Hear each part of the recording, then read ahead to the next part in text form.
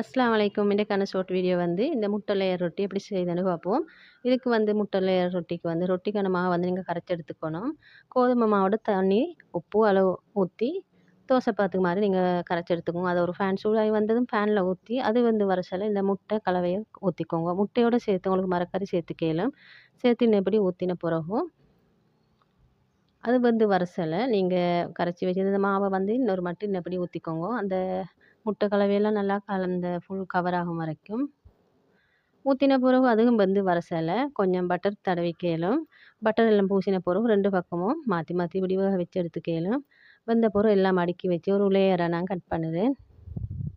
இந்த வீடியோட full detail வேணும்னா உங்களுக்கு இந்த லிங்க்கை போய் சப்ஸ்கிரைப் பண்ணிக்கோங்க இந்த சேனலை. அப்போ உங்களுக்கு ஃபுல் டீட்டெயில் பார்க்கலாம். மறக்காம ஷேரும் பண்ணிக்கோங்க. தேங்க்ஸ் ஃபார் வாட்சிங்.